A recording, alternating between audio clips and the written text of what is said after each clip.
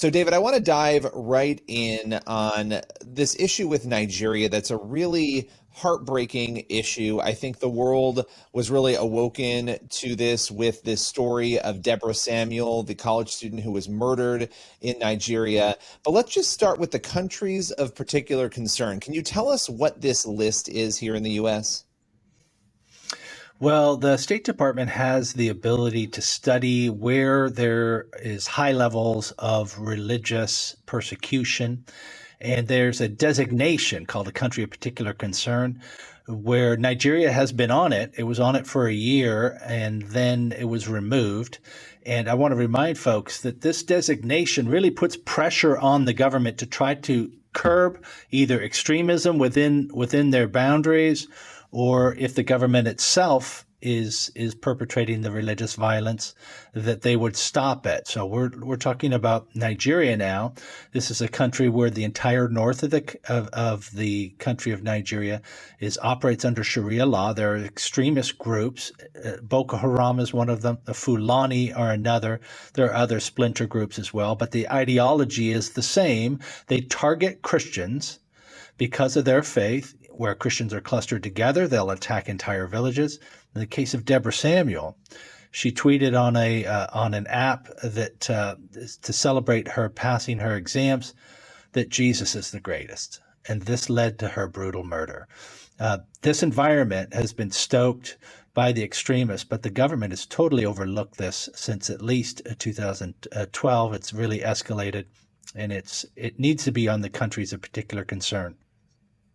Now, talking about, and there's so much to unpack there, talking about the countries of particular concern, this is obviously a list of countries that we have here. It's a designation, as you stated. You mentioned that Nigeria was on this list and then was removed from the list. They're no longer on it. And based on what you just mentioned, and I want to unpack more of the circumstances there in Nigeria, it would seem without a doubt. And by the way, Nigeria ranks 7th on your World Watch list at Open Doors USA as really one of the worst places in the world to live as a Christian. So why was Nigeria removed from the countries of particular concern?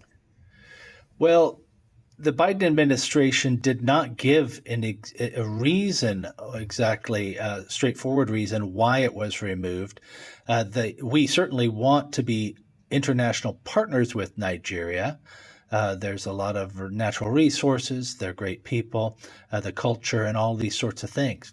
But what the countries of particular concern does is it talks either about extremists within a particular country and the government itself. It seems as though the Biden administration said, well, the government itself is not perpetrating this violence, so therefore we're going to drop it. That was I think the thinking that was going on here. But it's woefully insufficient because Nigeria is the country that we can measure anyway, has the most Christians killed for their faith, thousands and thousands of them every year.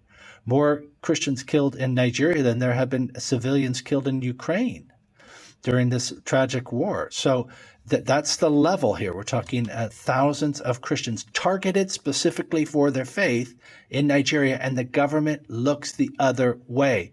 It continues to allow these extremist groups to take over territory, to terrorize these populations. I think there's incompetence involved. There may be ideologies involved. The president is from some of these regions. He himself is from the Fulani tribe, maybe more sympathetic than not to them. But I think they're culpable in Deborah Samuel's murder. I think they have overlooked this for too long. Well, overlooking a situation like this, if this were happening in our country, overlooking that situation would also be, you're essentially perpetrating. I mean, you're allowing it to happen. You're not cracking down on it. And just to give people a better sense, because you started to go into this, and it's really intriguing when you talk to people about Nigeria and how so much of the country, so many people are Christian there. I mean, at least half of the country, it seems they're Christians. Christianity is, really a dominant, faith in a major portion of the country. But in the north, it is not. You have this extremism. And so it seems like it's almost two different universes in Nigeria that are existing with the north and then the rest of the country. I mean, talk a little bit more about that, because that just seems so strange to those who don't know a lot about the region. Well, the entire continent of Africa can really be sort of divided. There's a band across the middle there. To the south, you have countries that have a majority Christian population. To the north, in some of these countries, you have them living under Sharia law, an extreme interpretation of Islam. Most of them peaceful, but there are these groups. And Nigeria is kind of the prime example. Right across the middle of that country, there's a dividing line. It's invisible, but it's very real. So you have tens of millions of Christians in the southern part of the country. Many of them now have, they may have originally been from the north, but they had to flee for their life. Millions have certainly been displaced since 2014, since 2012, that general idea. So this is a dividing line. It's really about the ideology of these extremist groups that are attacking Christians, attacking Christian villages. You say, well, what's a Christian village? Well, in these northern regions, they had the theory that maybe if we stay together, we'll be safer. But unfortunately, it's made them an easier target as time has gone on. So some of these places where people live together, they'll just attack an entire village, burn it to the ground, and kill everybody involved. So this is a very real possibility in the north of Nigeria. Yeah, and the issue has been catapulted into really international headlines because of what happened to Deborah. Again, horrific. We've covered that here at CBN News quite a bit and at Faithwire. But when you talk about this countries of particular concern designation, the assumption, and feel free to correct this, is that when you're on that list as a country, then the United States is paying special attention to the circumstances that are unfolding there. When the country is removed from the list, should the assumption be that maybe we're not paying attention? I know this is probably speculation a little bit, but you just wonder what then happens in terms of our monitoring of a situation like that.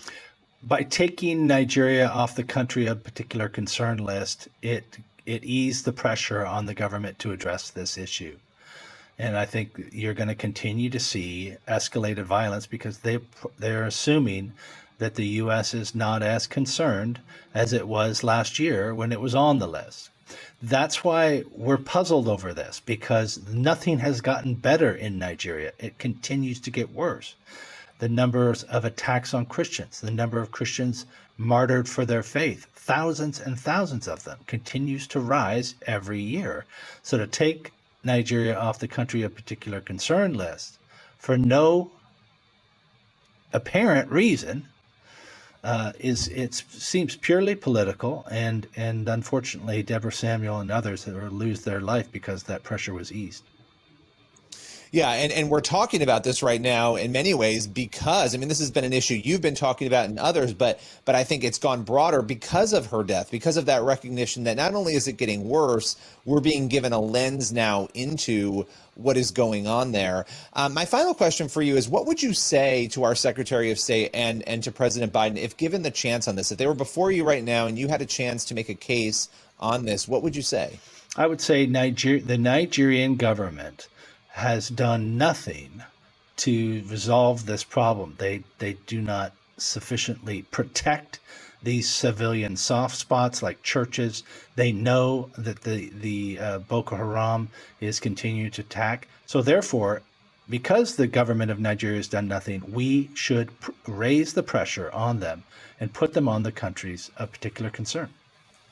David Curry, as always, thank you so much for your time today, for helping us understand this. The organization is Open Doors USA. We'll have you back again very soon. Thank you.